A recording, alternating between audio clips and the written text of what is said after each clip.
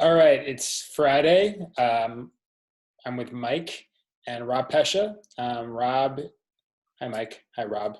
Rob is a FINRA registered 1031 representative, and we've gotten to know him pretty well. And we're excited to have a conversation with him about what he's done, what he's doing now during the current COVID-19 crisis, and how he might be able to help some people in our network. So, what's up, Rob? What's going on, guys? Thank you for having me. Glad to hear everybody's staying safe and staying sane but connected. I'm not staying sane. Yeah, it's barely sane. Safe, but not sane. May 15th seems a long way off. I don't know. So Rob, why don't you just talk a little bit about what you do in your capacity as a FINRA registered 1031 rep, aka 1031 Rob, right? That's exactly. So thanks, guys. Thanks for the intro. So yeah, 1031 Rob, aka Rob Pecha. I do have a real last name, but nobody really uses it, so I'm sort of phasing it out. Feel free to forget it. But I'm basically a FINRA registered representative. I'm with an alternative broker dealer called Great Point Capital, and I specialize in these 1031 approved real estate offerings. So for people doing a 1031 exchange, whether they're in one or contemplating one, I specialize in helping them navigate that with these securitized real estate offerings. I do these things called Delaware Statutory Trusts, or DSTs. And the cool thing about DSTs is they're highly modular. They qualify for the like-kind exchange. And they solve a couple problems. So I literally boil it down into 4 separate profiles of people that I can help with these products. And DSTs, by the way, they come in all shapes and sizes. We have multifamily, student housing, self-storage, industrial, you name it, we have it, and they're all over the country. But I like to say, if you're tired, stuck, or out of luck in the context of a 1031, call 1031 Rob. Chances are we might be able to help. So that's it. I won't get into the bucket specifically, but basically if people are looking to take a passive approach to their 1031 exchange, need help with their 45-day ID and they're in a jam there, have difficulty matching debt and equity, they just need to pick up some scraps left behind at their QIs that they don't want to get slapped with the tax on, DSTs could be a great fit for that. So why don't you guys go ahead and fire away with the questions and we'll handle it that way. So I guess before we get too into it, because we're not sure what our audience will be, that who will be interested in this. I would imagine most are investors who are sophisticated enough to follow exactly what you just said. But let's take like a minute or two just to break down what is a 1031 exchange. Like go back to super basic. Sure. What actually is it? Because there may be people out there who are on the tail end of closing, or hopefully they haven't gotten into contract yet on a property that qualifies, and maybe they don't even know that this is something they can do. Sure. So let me backpedal a few steps here. So basically, why am I 1031 Rob, right? Why do I specialize in this space? Why did I build a brand around it? Here's the reason. If somebody's selling an investment property, everybody out there knows that they have 2 options today, right? They could pay the tax to Uncle Sam. He loves that one. Or you could do this thing called a 1031 exchange. And when you do a 1031, you have to follow the rules, get a QI, identify in 45 days, close in 180, match your debt, match your equity, all that stuff.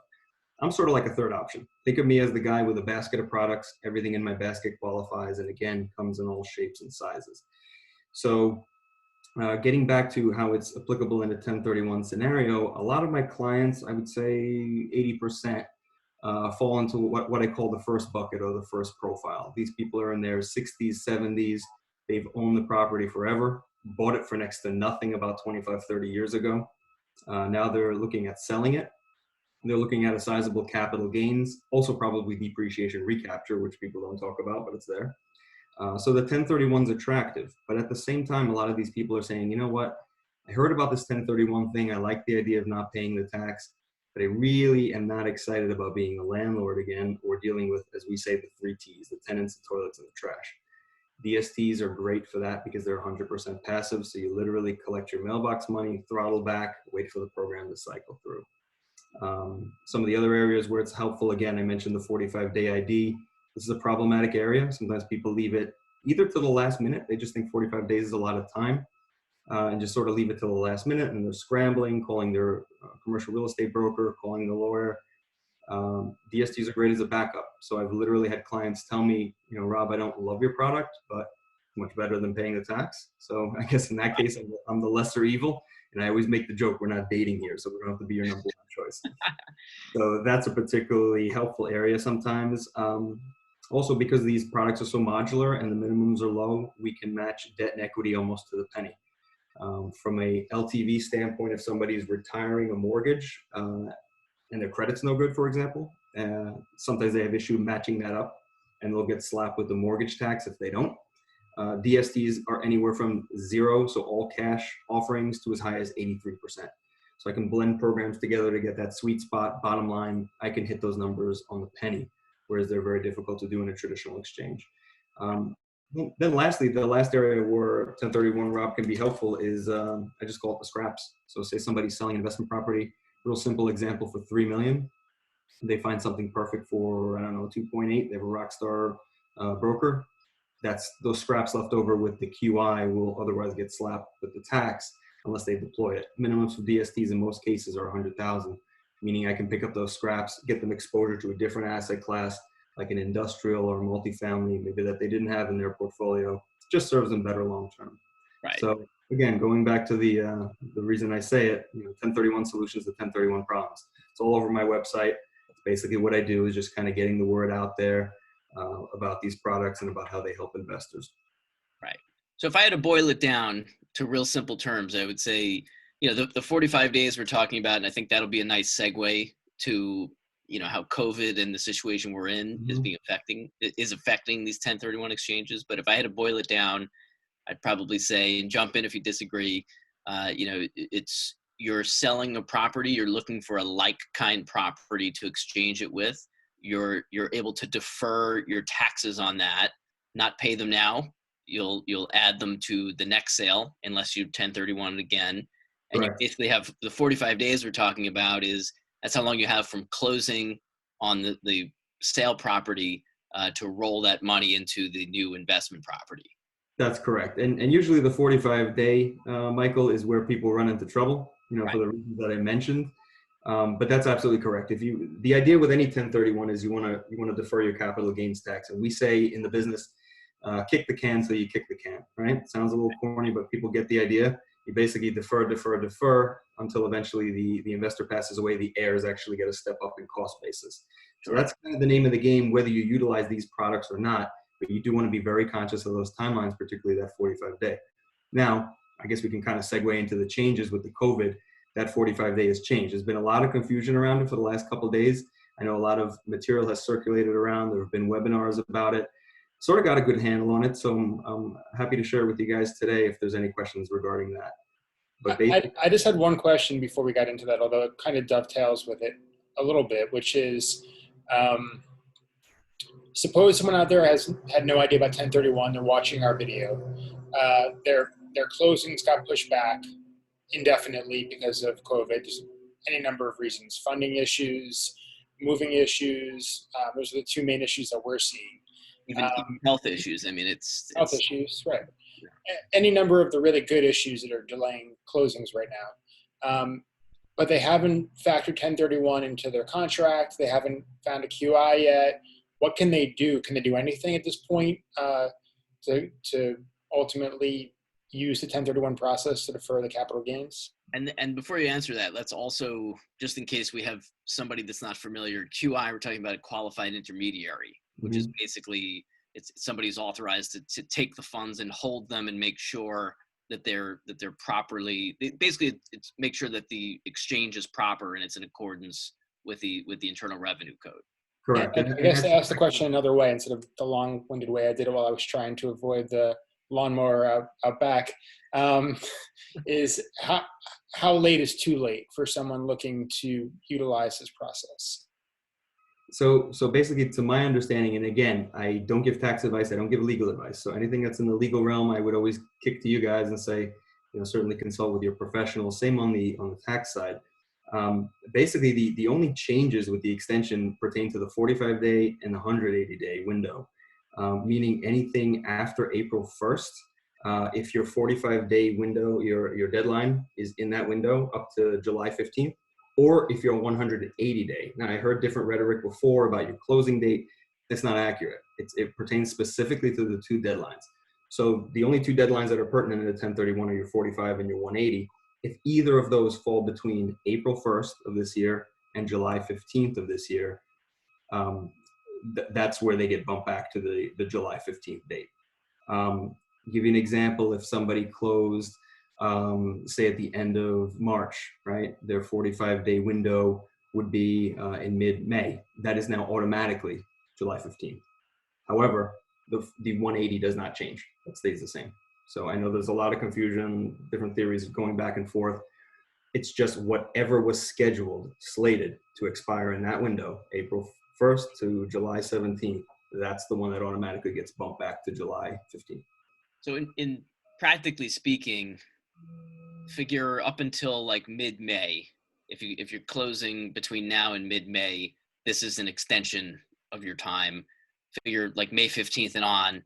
Oh wait, you said July 15th, not July 1st? It's July 15th. So Okay. the window was April 1st to July 15th. Okay. So really, I'll take it back. If you're closing on your property between now and June 1, you're looking at an extension of time to make up for this. Once you hit to June 1, it's not going to make any difference. The 45-day actually gives you more time. Correct. Yeah.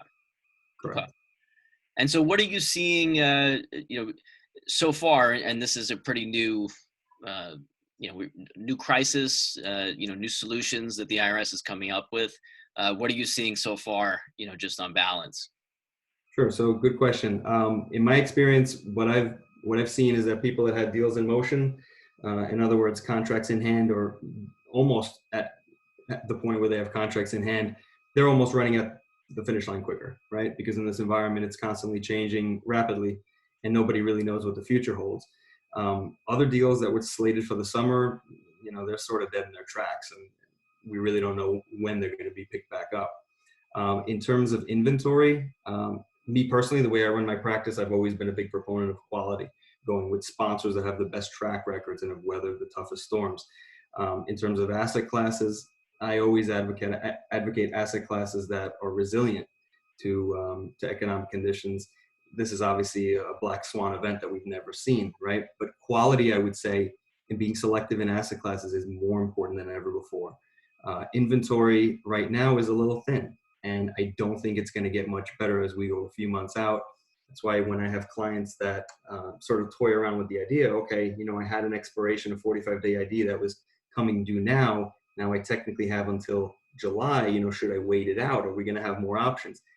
I can't confidently say that will be the case. It may, nobody has a crystal ball, but I don't think there's a defined guaranteed benefit to waiting it out. I think maybe what we have on deck now are some very good products, and it'll be even thinner down the line. I could be wrong. I hope I'm wrong, but I don't think it's a sure thing to wait it out in the hopes that better will come along.